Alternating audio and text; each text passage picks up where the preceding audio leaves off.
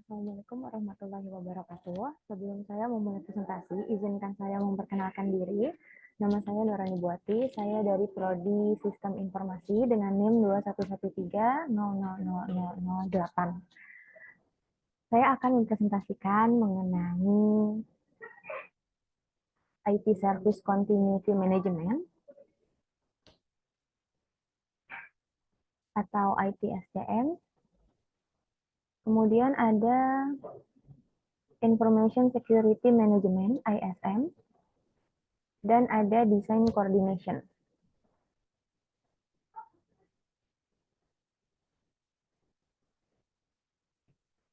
Video ini merupakan video part 5 dengan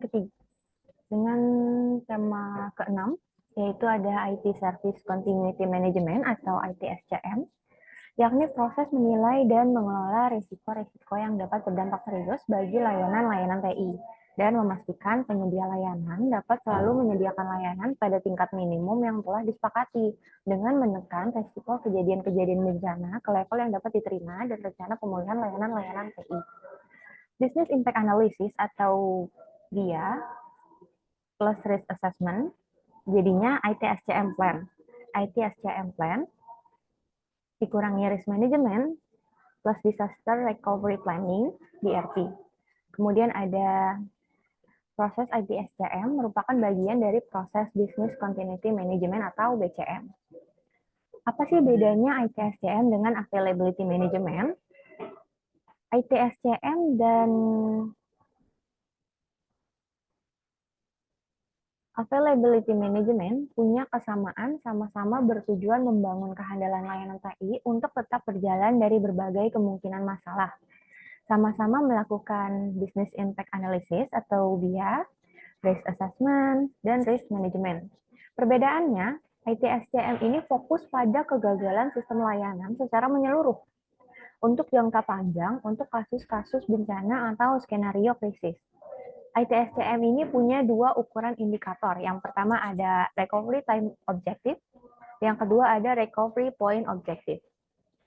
Kalau Availability Management ini fokus pada kemungkinan kegagalan sebagian layanan TI atau perkomponen sistem layanan TI yang memiliki dampak relatif lebih kecil. Availability Management diukur dengan indikator Availability, Reliability, Maintainability, Serviceability, dan Security. Selanjutnya ada Business Impact Analysis.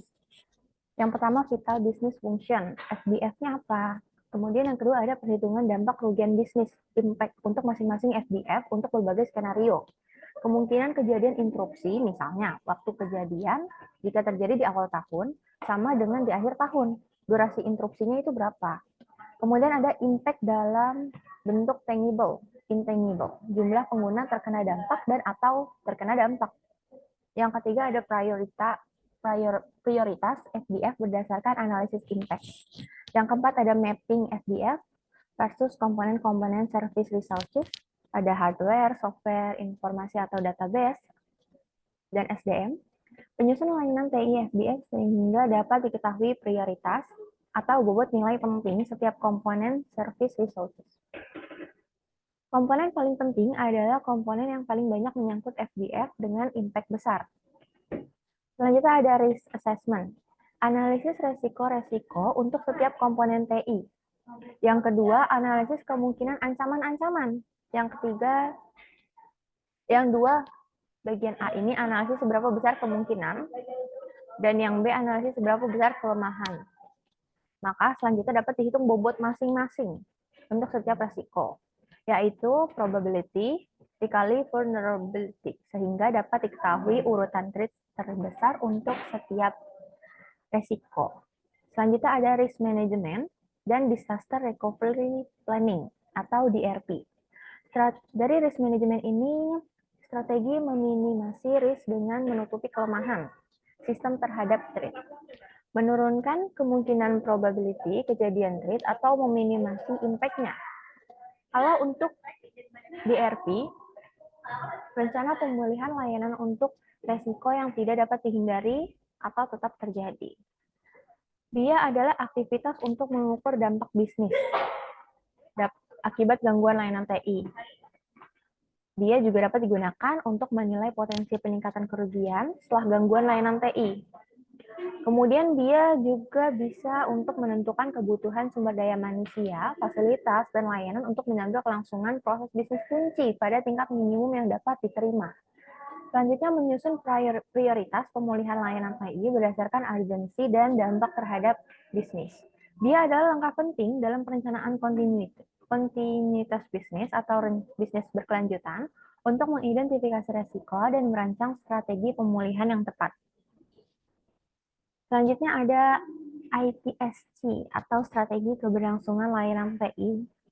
Strategi atau DRT adalah rencana pemulihan layanan saat bencana. Contoh strateginya meliputi duplikasi server, data storage, dan jaringan di lokasi terpisah, serta penyedia layanan memastikan data terduplikasi untuk beralih saat bencana.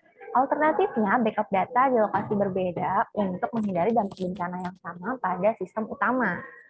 Ini merupakan gambaran aktivitas-aktivitas proses ITSCM. Selanjutnya kita masuk ke bagian 7. Ini ada Information System Management, Security Management atau ISM.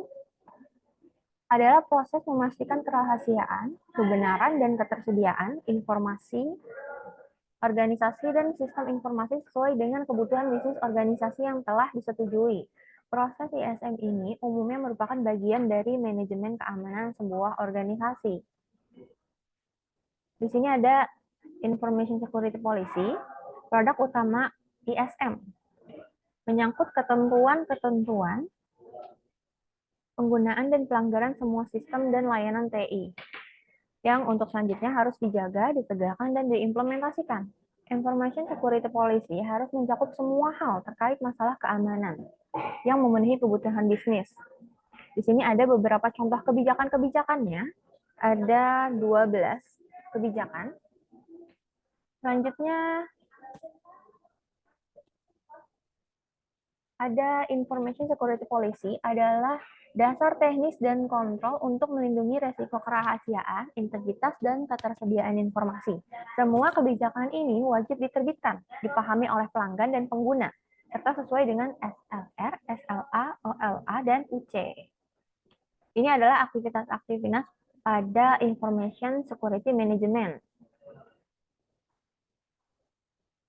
Aktivitasnya ada 8 macam. Ini gambaran aktivitas-aktivitas proses ISM.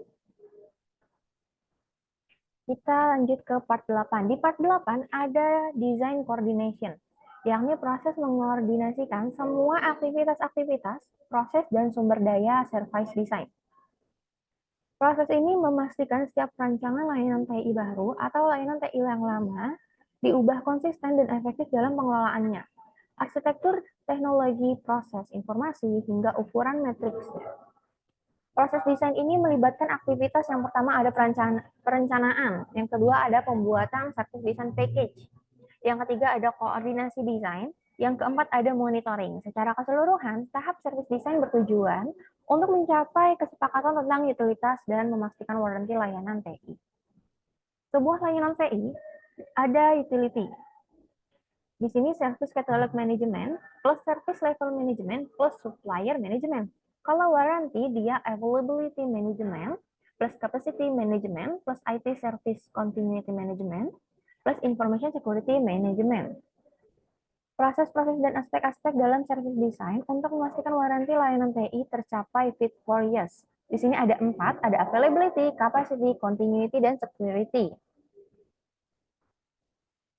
Sekian presentasi dari saya, kurang lebihnya mohon maaf. Wassalamualaikum warahmatullahi wabarakatuh.